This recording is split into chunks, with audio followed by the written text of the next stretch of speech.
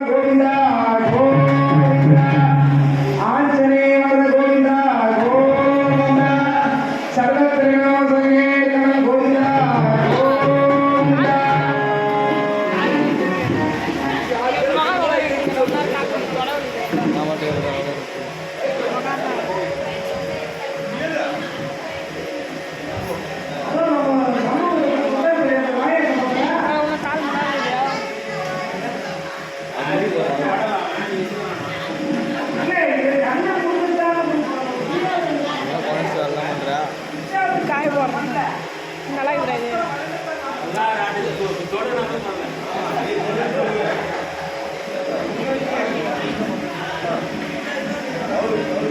ஸ்ரீமதே ராதாரமண கோவிந்தா கோவிந்தா ஆஞ்சநேயர் கோவிந்தா கோவிந்தா சர்வத்திரநாம சங்கீர்த்தன கோவிந்தா கோவிந்தா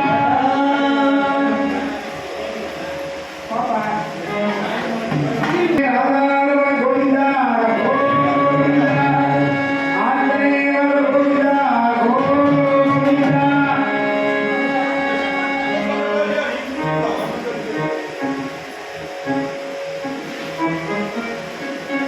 பாஞ்சாலி அம்மையால் அங்கே நான் கேட்கிறார்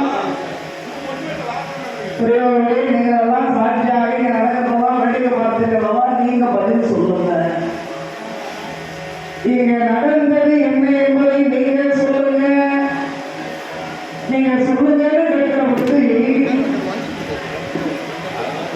யாரும் வாயை திறந்து பேசுறேன், இதற்கு மறுபடியும் எழுந்து பேசுறோம். பாரதத்துல இரண்டு பேர் நீதியை பேசுறவங்க துரியோதன பக்கத்துல ஒரு பேர் விருதாழ்வார். விருதாழ்வார் நீதி பார்க்கறது ஒரு பெரிய விஷயமே இல்லை. ஏன்னா அவர் போன பிறகு யமதர்மராஜா நீதியுடைய அரசனா இருந்தாரு. இந்த பிறவிலே மாண்டவர்களுக்கு சாபத்தினால விருதா வந்து விருந்திருக்கிறார். அதனால நீதியை மட்டும்தான் அவருக்கு பேச முடியும். ஏன்னா அது அப்பத்துல ஊர்மது. அவர் நீதியை பேசுறது பெருசு இல்லை. துரியோதன தம்பி மிகன்னா இங்க நீதி பேசுறான். அதான் பெரிய விஷயம். துரியோதன தம்பி விகர்ணே இரண்டு இடத்துல நீதி பேசுவார். இங்கு ஒரு இடத்துல நீதி பேசுவார். இதற்கு பிறகு கண்ணை பெருமான் தூது வருகிற பொழுது பகவானை பிடித்து பண்ண வேண்டும் என்று திருவாரூர் சொல்லுவார்.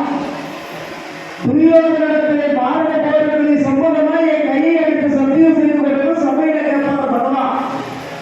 அதனால கோபமடைந்த பேராட்ட மகாராஜா சொல்லுவார், இந்த கண்ணனை சாவச் சொல்லுவார். அப்போ அந்த ஒரு இடத்துல நீதி சொல்லுவான் இந்த விகர்ணன், தூதுவரை கொல்லக்கூடாது, அது எவ்வளவு பெரிய பாவம் என்று அந்த ஒரு இடத்துல நீதி சொல்லுவான். இப்படி மகாபாரதத்திலே துரியோதன பக்கத்தில் விதுரர் மட்டும் நீதி பேசவில்லை, துரியோதனுடைய தம்பி விகர்ணன் நீதி பேசுகிறார். இதுதான் பெரிய விஷயம். சேர்த்தர மகத்து சொன்னாமல் 100 பேர்ல ஒரு சரி அதான் செந்தாமரை மலைக்குது. சேத்திரமா செந்தாமரை மலைக்குது. ஆனா அந்த சேரு செந்தாமரை மேல படிதா படியா? சேத்திரமா செந்தாமரை மலைக்கும். அந்த சேரானது செந்தாமரை பூவிலே படியாது, இலையிலே படியாது. ஆனா இப்போது சேரமா அந்த சேரு அது மேல படியாது. அது மாதிரி பாரதத்திலே துரியோதனுடைய தம்பி விகர்ணன் துரியோதனோடு இருந்தாலும் அவன் அநீதியின் நாடகங்களை அநீதியை பேசல, தர்மத்தை பேசணும்.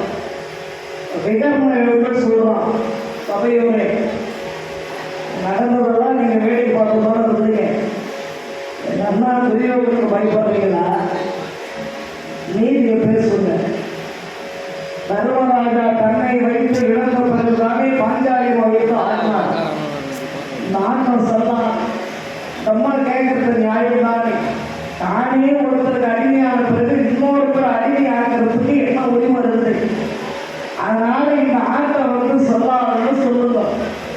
இந்த ஆட்டை வந்து சொல்லாதே என்று நீங்க எல்லாம் வாயை திறந்து சொல்லுங்க என்று விகர்ணனாரும் சொல்லுகிறார். எங்க அண்ணாவை பயப்படாதீங்க, நீங்க இந்த தர்மத்தை பேசுறதுனா உங்களுக்கு எல்லாம் நரகம் கிடைக்கும். விகர்ணன் சொல்றாங்க, தர்மத்தை பேசுங்கள்.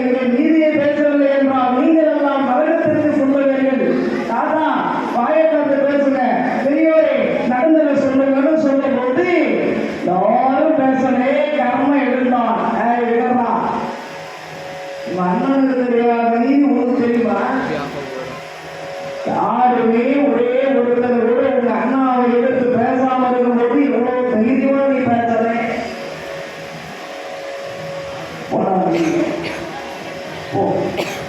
பாஞ்சாலிமா நியாயம் தானே கேட்டாய், உனக்கு நியாயத்தை நான் சொல்றேன். தான் படைத்தே